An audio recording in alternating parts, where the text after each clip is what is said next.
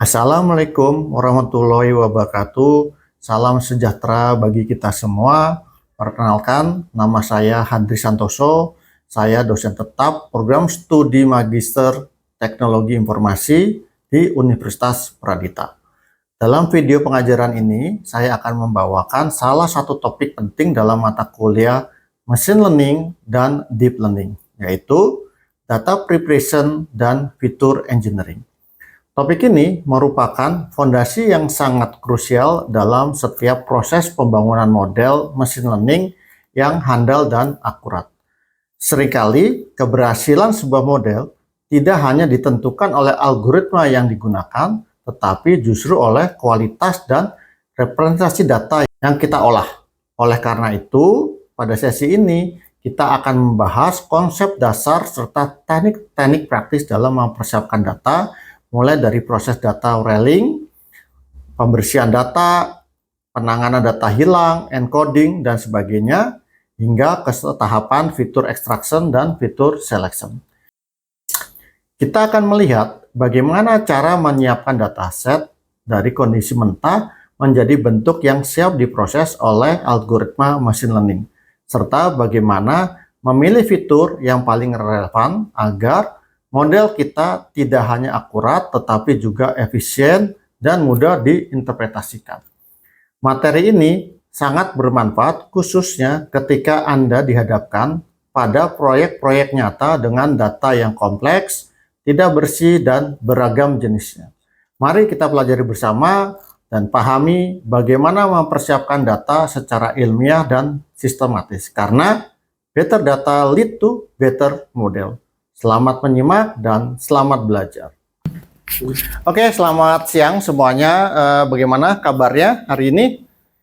Oke, hari ini kita akan melanjutkan materi sebelumnya ya, dari materi sebelumnya. Materi sebelumnya itu kita tentang data cleaning ya. Data cleaning itu apa? Data cleaning itu kemarin kita sudah pelajari tentang bagaimana dari data mentah itu kita bersihkan ya, karena data yang kita miliki itu biasanya masih mengandung beberapa data-data yang duplikat, datanya missing dan sebagainya. Nah, hari ini kita masih di area tentang data preparation dan feature engineering ya, tetapi kita lebih ke arah bagaimana fitur daripada data tersebut itu karena kita akan ekstrak dan kita akan siapkan sebelum data itu menjadi dataset ya. Nah, jadi mungkin saya remind kembali bahwa proses daripada fitur engineering itu dimulai dari mendapatkan masalah ya, gambaran besar dari masalah itu apa, dari situ baru kita bisa mendapatkan mencari data apa yang kita butuhkan gitu. Jadi gambaran besarnya ya itu apa, setelah data itu kita dapatkan baru kita melakukan mengkonstruk dataset kita. Nah, konstruk dataset itu apa? Konstruk dataset itu adalah dari data mentah tersebut atau dari raw data itu kita melakukan mengidentifikasikan fitur-fitur apa saja yang penting dari data tersebut. Kemudian melabelkan, kemudian memilih sampling strategik dan juga men-split data. Split data itu artinya kita waktu membangun model itu ada data yang kita gunakan untuk men-training model, ada data yang digunakan untuk mengevaluasi model. Jadi datanya kita split menjadi 2 atau 3. Jadi ada data training, data validation, dan data testing. Itu namanya split data. Nah, setelah data itu kita prepare, itu masih ada proses selanjutnya, yaitu yang kuning ini, yaitu mentransform data ya. Data itu perlu ditransform menjadi fitur yang lebih compact ya. Fitur itu apa? Di materi sebelumnya kita sudah pelajari tentang fitur itu apa sih? Itu suatu properti yang membedakan model kelas 1 dan kelas lainnya ya. Contohnya gimana? Saya selalu utamakan kalau kalian beli mobil atau beli motor, yang kalian lihat dalam membeli itu apanya? Fiturnya salah satunya kan apa? Harganya ya. Kecuali kamu anaknya pengusaha, mungkin harga bukan sesuatu yang menjadi konsiderasi ya. Tetapi kalau kamu masih kaum mendang-mending, mungkin kamu masih perlu bahwa harga itu salah satu fitur penting dalam kamu memilih kendaraan kayak gitu. Fiturnya apa lagi? Warna, model, itu salah satu fitur. Nah, bagaimana kita mengekstrak fitur tersebut dari suatu data, itu kita masuk ke dalam namanya fitur engineering, dan bahkan ini menjadi salah satu pekerjaan yang sekarang ini menjadi tren. Setelah itu baru kita men-training model yang kita sudah tentukan. Kita akan menggunakan model machine learning apa, logistik, SVM, atau model-model yang lebih advance ke CNN atau juga deep learning lainnya. Tetapi kita hari ini hanya membahas yang bagian kuningnya saja, ya, membahas kuningnya saja.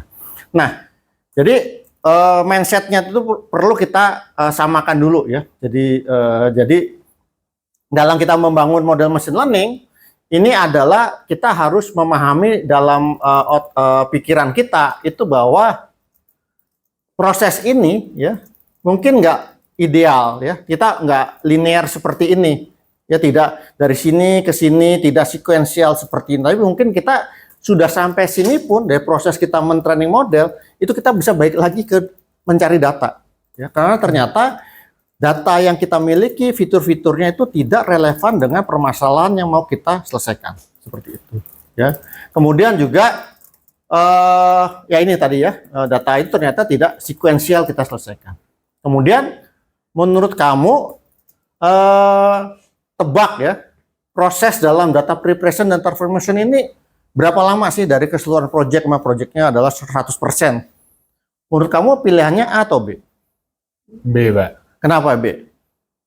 Karena berdasarkan pengalaman sih harus scrapingnya itu banyak juga, dan belum tentu hasil scrapingan yang mungkin contoh image itu ribuan atau puluhan ribu itu belum tentu bagus. Ya. Jadi ya itu data feature engineeringnya emang susah. Ya. Jadi benar, ya. Jadi ternyata waktu yang dibutuhkan untuk di data preparation dan transformation itu jauh lebih banyak, ya. Bahkan di sini sebut lebih dari 50% waktu itu dibutuhkan untuk melakukan data preparation, bukan untuk men-training modelnya, ya. Karena kalau men-training modelnya kan data setnya sudah siap. Kemudian kita tinggal input kan, kita feedkan ke dalam model tersebut, modelnya langsung belajar komputernya kan yang akan kita sebetulnya nggak ngapa-ngapain tuh.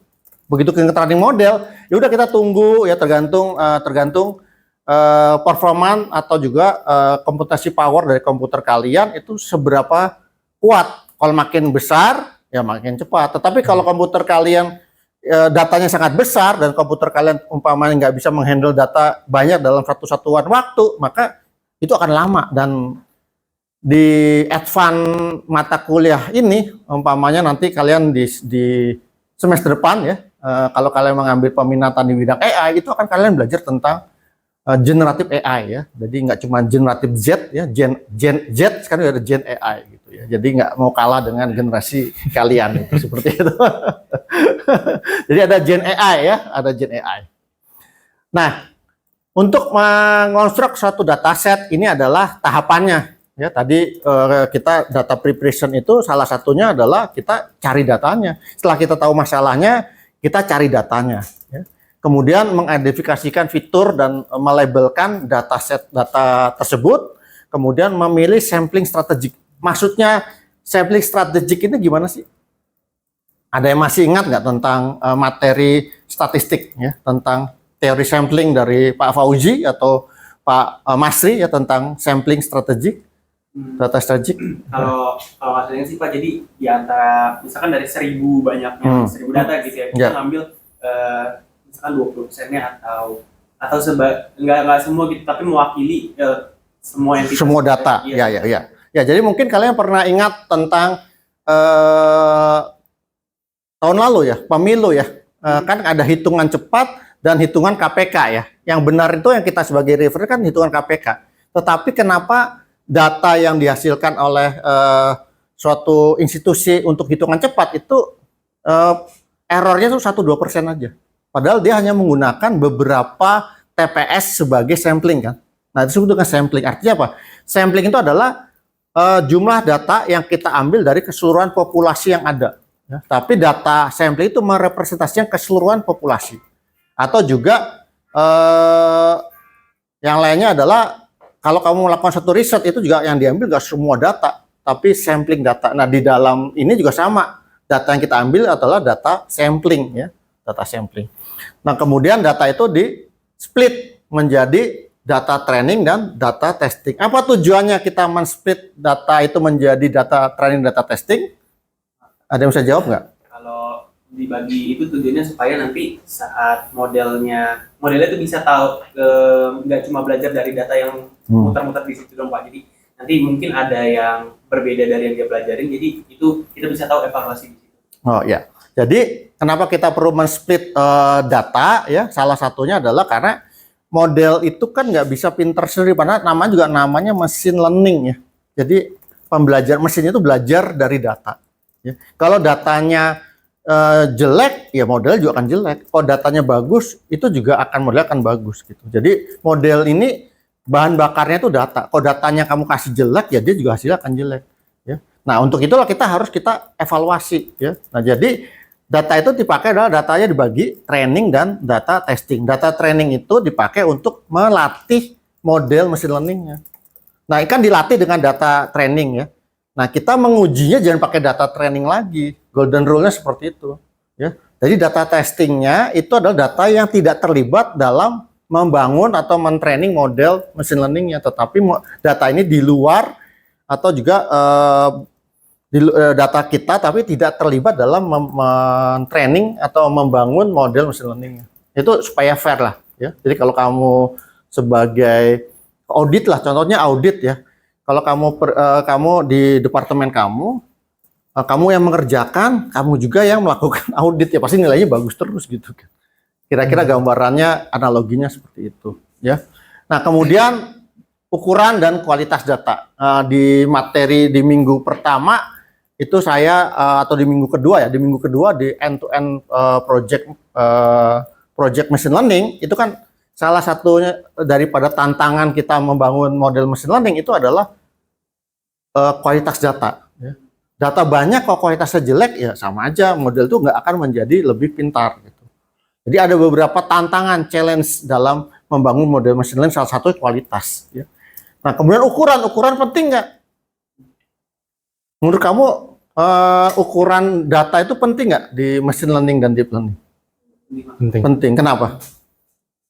Karena kalau datanya sedikit gitu ya Pak, kayak nggak beragam aja sih.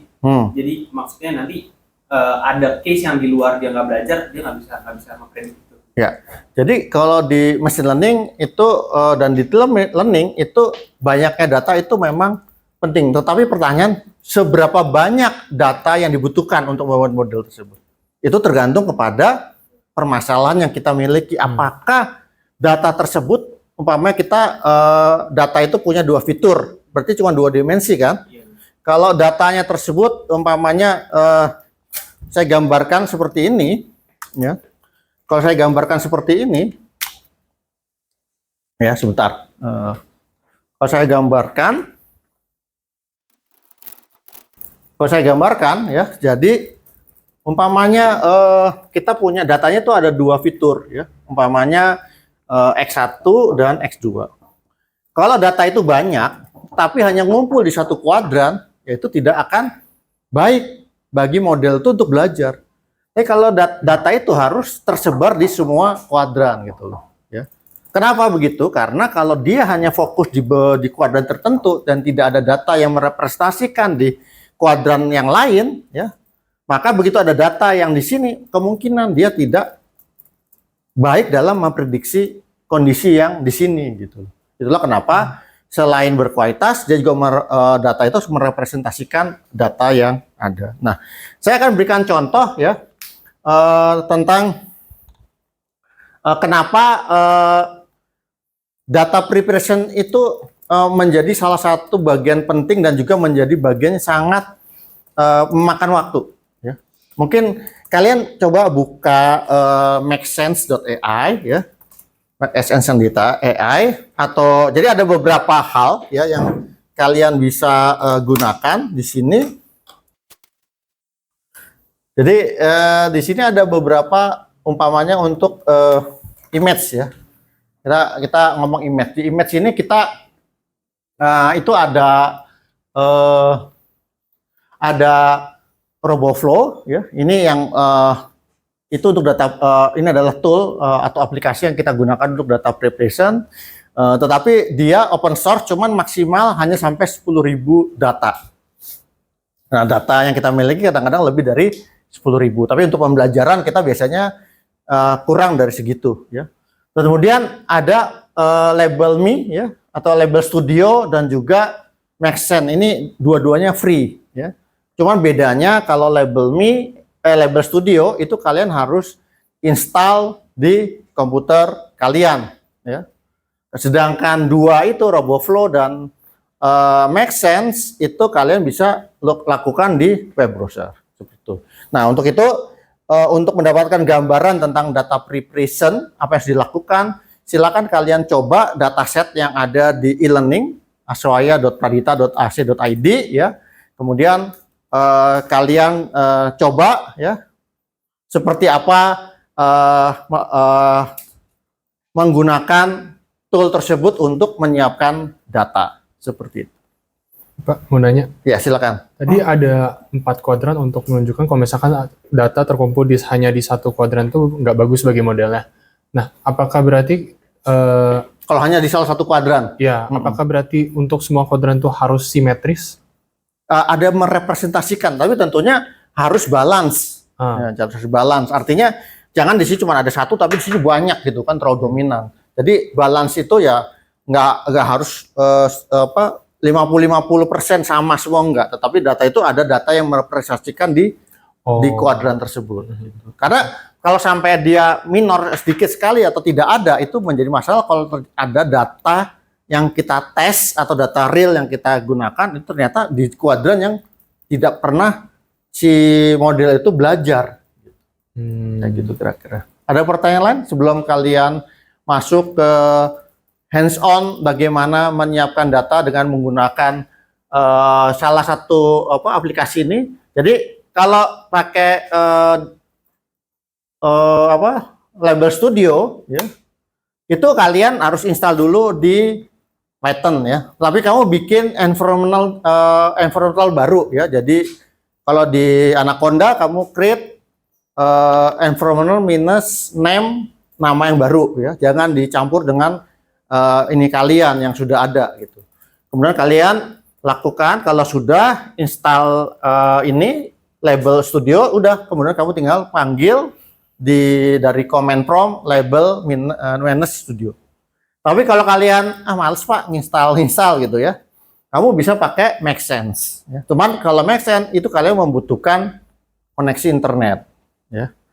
Nah, sebagai exercise kalian bisa coba ya. Nanti kita setelah kalian coba kalian nanti tunjukkan bagaimana hasilnya. Jadi mungkin kita mulai dari yang mudah adalah menggunakan image ya.